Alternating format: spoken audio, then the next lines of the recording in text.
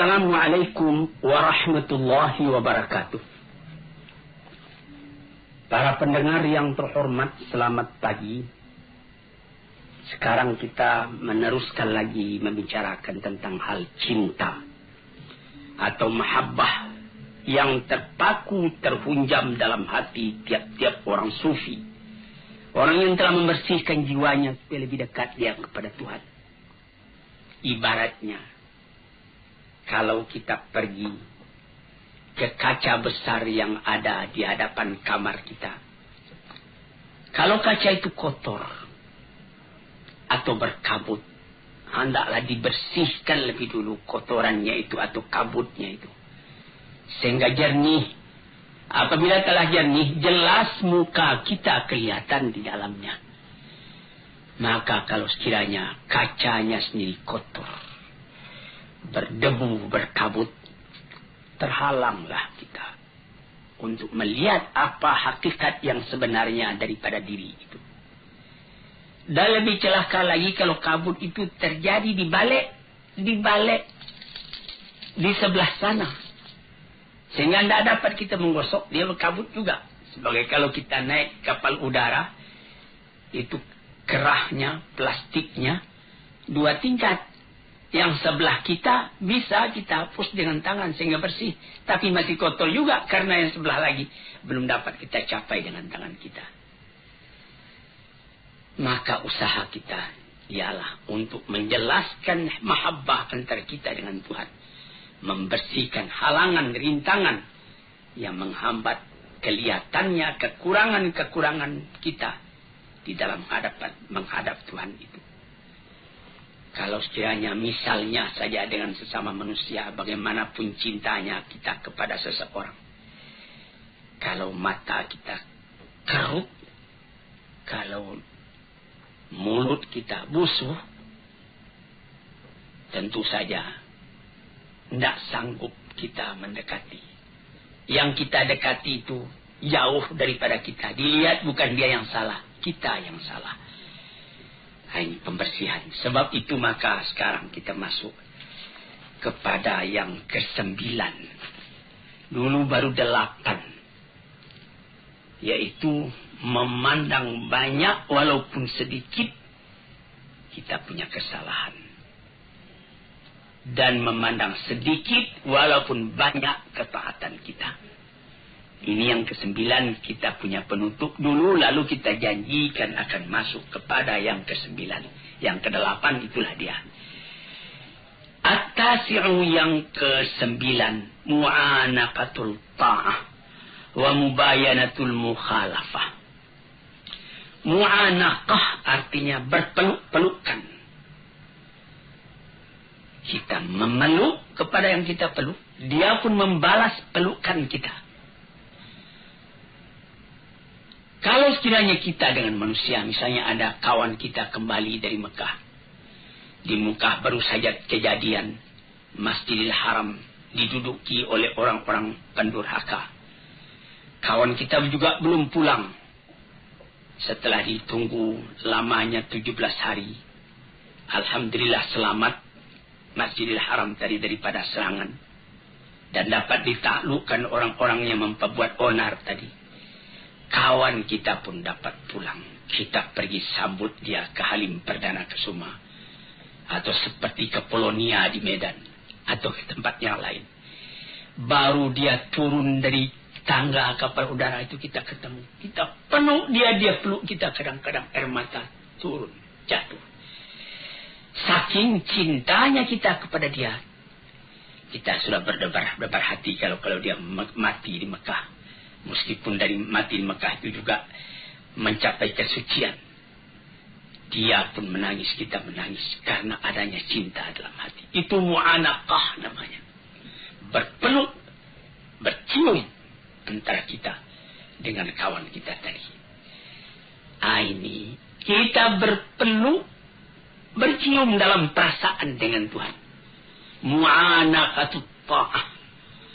Karena ketaatan kita kepada Tuhan.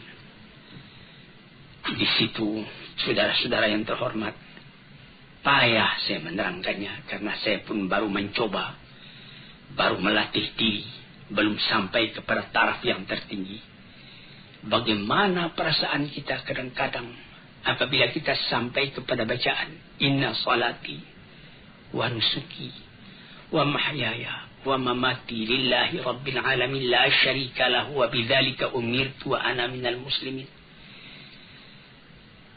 Sembahyangku, ibadat, bahkan hidupku dan matiku semua aku serahkan kepada Allah.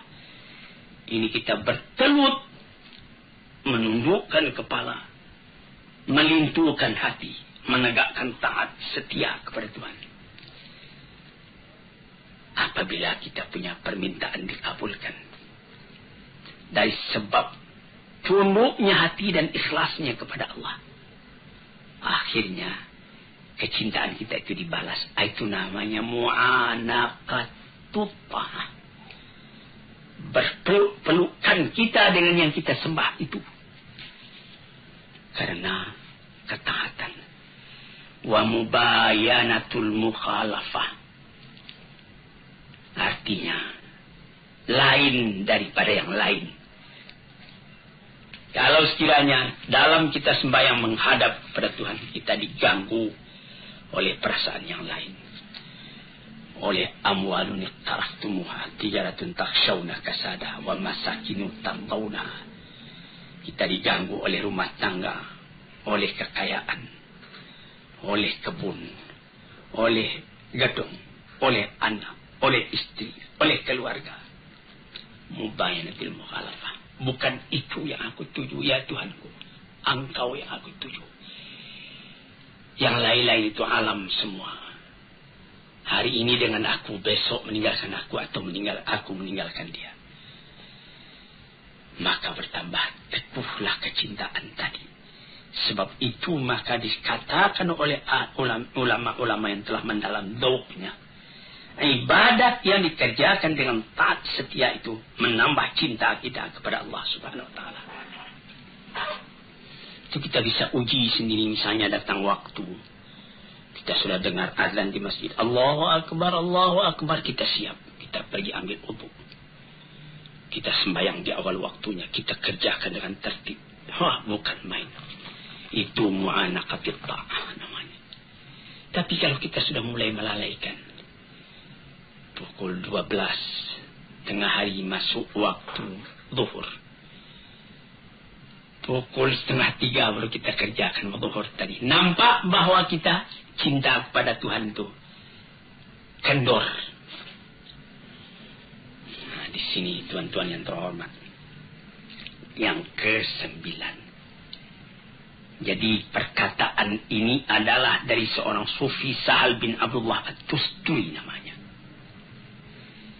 Yang ke-10, dukhulu sifatil mahbubi alal badali min sifatil muhib. Ini ada seorang sufi namanya Junaid al-Baghdadi mengatakan, yang mahabbah itu, cinta kepada Allah itu ialah masuknya sifat Tuhan yang dicintai itu ke dalam diri kita sebagai ganti daripada sifat yang mencintai, yaitu sifat kita sendiri. Ini lebih mendalam lagi perkataan dari Junaid al-Baghdadi ini. Sehingga yaitu sebutan yang dicintai itu Allah, sifatnya Rahman, asma'nya Wadud, Ghafur, Jabbar, Qahar, 99 banyaknya. Sama sekali memenuhi kepada hati orang yang mencintai. Sehingga tidak teringat lagi yang lain melainkan dia. Kita mengenal kepada orangnya karena tahu akan sifatnya. Bertambah kita melihat akan sifat Allah di dalam alam. Bertambah kita tidak ingat lagi kepada alam, tapi kita ingat kepada Allah. Sehingga pernah dikatakan oleh Sufi, ketika Abu Yazid Bustami pergi tawaf, dan ketika dia pulang ditanyai oleh muridnya, apa yang Tuan rasakan? Mula saya masuk, saya lihat Ka'bah. Kemudian lama-lama tidak Ka'bah lagi yang saya lihat, saya teringat kepada Allah. Hilang Ka'bah. Saya masuk sekali lagi, sama ingat saya kepada Allah dan kepada Ka'bah. Tapi lama-lama Allah juga yang terbangkang. Saya masuk yang ketiga kali, Allah yang kelihatan, lama-lama baru kelihatan Ka'bah. Saya masuk yang keempat kali, tidak saya melihat Ka'bah lagi, Allah yang kelihatan. Ini perkataan ahli-ahli tasawuf ini kalau kita dalami, kita alami, kita dalami dan kita alami akan terasa dalam hati. Mata melihat alam, hati melihat Tuhan. Sehingga kemana saja mata memandang, bukan alamnya nampak lagi, Allah yang kelihatan. Dari basar kepada basirah.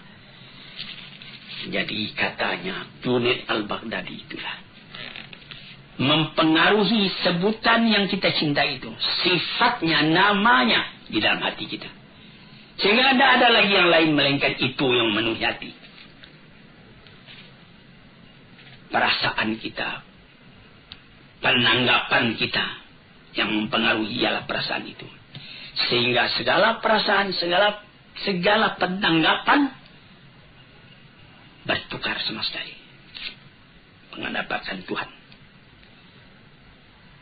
Nah, dengan demikian itu bertambah lama karena latihan itu bertambah, bergantilah sifat kita yang tercela kepada sifat Tuhan yang terpuji, yang tercinta.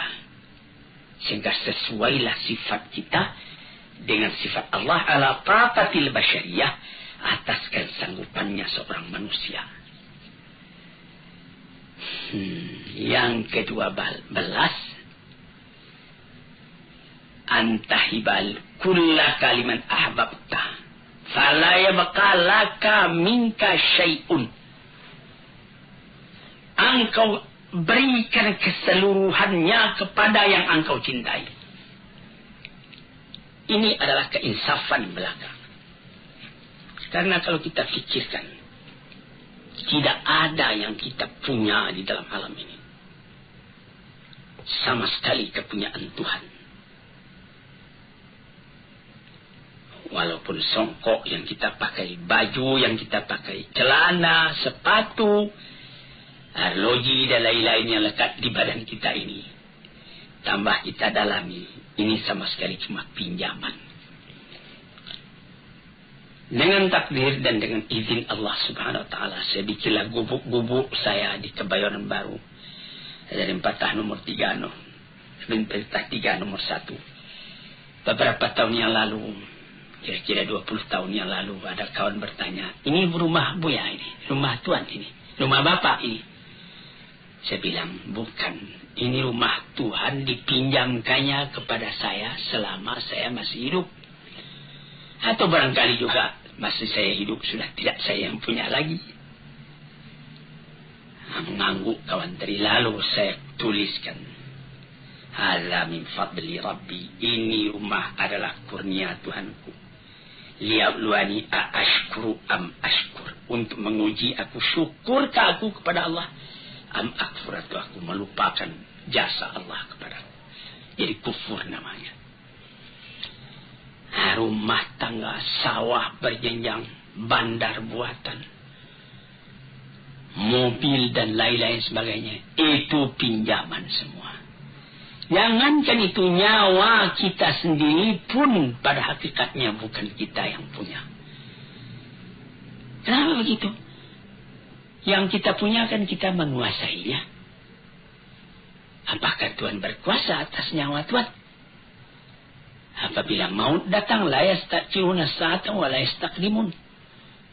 Perintah Allah datang, Tuhan dipanggil ke hadratnya, satu saat tak boleh terkemudian, satu saat tak boleh terdahulu. Bukan atas kehendak kita, tapi atas kehendak Tuhan. Nah, jadi dengan jalan seperti itu kita pun insaflah. Karena memang tidak kita yang punya. Berikan semua kepada Tuhan. Tidak ada di tangan engkau suatu juga lagi, melainkan pinjaman dari Tuhan. Inilah perkataan dari Abu Abdullah Al-Qurashi, seorang sufi lagi. Demikianlah kata beliau tujuan cinta dan hukumnya. Berikan iradat engkau, kemauan engkau, kehendak engkau, perbuatan engkau, harta engkau, waktu engkau kepada Allah. kepada yang engkau cintai. Engkau jadikan semuanya itu terikat di dalam ridha Allah dan kecintaan Allah. Tidak ada engkau mengambil untuk diri engkau sendiri kecuali apa yang diberikan oleh Allah. Dengan keinsafan ini pinjaman. Fata'khudahu minhu lahu. Engkau boleh ambil itu semua dengan tidak engkau lupakan bahwa ini cuma pinjaman. Yang ke-12.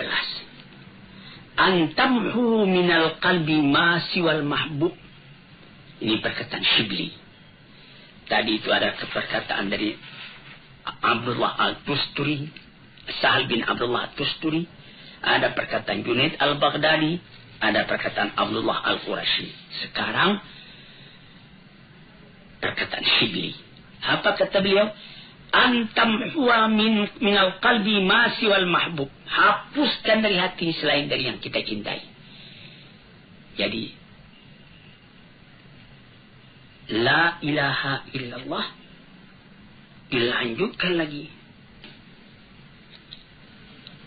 Apa lanjutnya? La mawjud illallah. Tapi di sini juga lebih mendalam ini. Kalau tidak hati-hati nanti kita bisa jadi wahdatul wujud. Tapi jangan mesti sampaikan. Yaitu tidak ada yang ada ini kecuali Allah punya. Aku sendiri pun dia yang punya. Kalau kita punya cinta sejati kepada Allah mau didudukkan, inilah kesempurnaannya kata Shibli. Selama dalam hati ada sisa lagi tempat buat yang lain, cinta itu sudah meragukan. Ini yang ke-12. Yang ke-13. Iqamatul itabi ala dawam. Tegakkan penyesalan selalu. Tegakkan penyesalan selalu. Apa maksudnya? Allah tazala atiban ala nafsika fi marbatil mahbub. Wa la tarda lahu fiha amalan wala halan. Yaitu engkau selalu menyesali dirimu. Apakah pekerjaanmu ini sudah sempurna? Masih belum. Masih banyak yang kurang. Nikmat terlalu banyak sebagaimana di dalam nomor 7 dulu istiqlalul katsir min nafsika wa istiqsarul qalil min habibika. Memandang sedikit walaupun banyak yang engkau kerjakan. Memandang banyak walaupun sedikit nikmat yang engkau terima dari Tuhan. Tuan-tuan yang terhormat, kalau tuan pelajari, tuan renungkan pengajian tasawuf ini, barangkali banyak kesulitan dalam rumah tangga yang dapat tuan obat sendiri. Saya hampir tiap petang orang datang ke rumah saya, mengadakan konsultasi, menanyakan keadaannya, menyebut kesusahannya dan lain-lain sebagainya.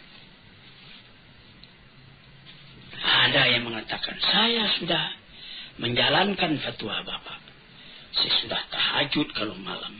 Kalau siangnya saya sudah sembahyang duha sampai 8 rakaat. Saya sudah mengerjakan sembahyang tobat hampir saban hari. Saya sudah mengerjakan sembahyang tasbih dan lain-lain sebagainya. Apakah itu sudah sempurna? Nah, disinilah kajian ke-13. Selalu tanyai diri. Karena menurut yang saya terima dari guru saya, ayah saya, Syekh Abdul Karim Amrullah, beliau mengatakan dalam riwayat yang beliau baca, Sayyidina Abu Bakar Siddiq itu badannya kurus, matanya cekung, perutnya kempis. Lalu ditanyai orang, inilah yang beliau anukan. Selalu menyelidiki diri, menyesali diri masih kekurangan. belum tercapai apa yang dikehendaki oleh Tuhan yang dicintai. Pandang diri ini kecil. Orang yang semacam engkau kecilnya akan mempertalikan cinta dengan Tuhan yang maha besar, maha agung. Siapa engkau, wahai? Tiliklah diri, apakah sudah sampai taraf iman kita, taraf amal kita, ibadat kita kepada yang patut. Sampai Nabi kita sallallahu alaihi wasallam sendiri, saban malam beliau tahajud. Siti Aisyah juga tahajud. Habis tahajud beliau sudah tidur kembali istirahat. Nabi masih saja tahajud. Hatta tawarramat qadamahu, sampai pegal dia punya kaki keduanya. Siti Aisyah bertanya, mengapa sebanyak itu Tuhan sembahyang? Padahal Tuhan punya dosa kan sudah diampuni. Apa jawab beliau? Alam akun abdan syakura. Apakah tidak pantas kalau aku bersyukur kepada Tuhan, katanya. Dan pun Nabi mengatakan, orang yang beriman itu memandang dosanya sebagaimana dia duduk di bawah bukit, takut jatuh bukit itu kepada dirinya. Tidak ada dosa yang kecil, semua dosa dianggapnya besar. Yang di dalam kata modern tabkitul dhamir, atau tolakkan hati atas perbuatan sendiri yang salah. Sekian 24 jam sehari semalam disediakan buat beribadat kepada Tuhan. Tidaklah cukup kita memenuhi yang 24 jam itu dengan ibadat. Melainkan kelalaian juga yang ada. Kita sembahyang, tapi kita berjalan lagi, kita bekerja lagi. Memang Tuhan juga yang menyuruhkan. Tapi berapakah lamanya kita ingat kepada Tuhan? Nah, inilah yang nomor 13. Yang ke-14.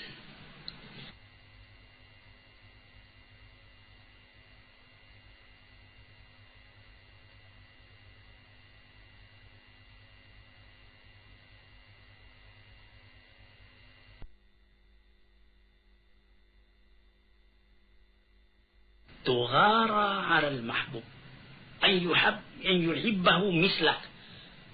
Ini perkataan Shibli juga. Apa katanya?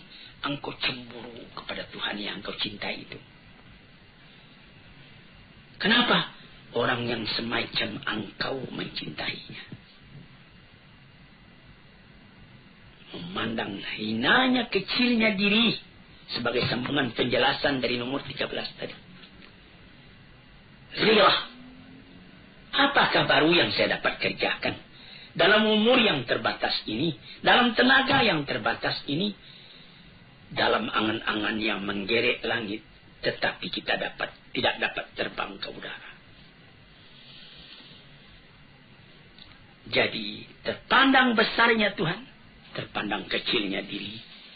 Dan diri yang kecil itu tidak dapat melepaskan diri dari rahmat dan nikmat Tuhan. Apakah usahaku membalas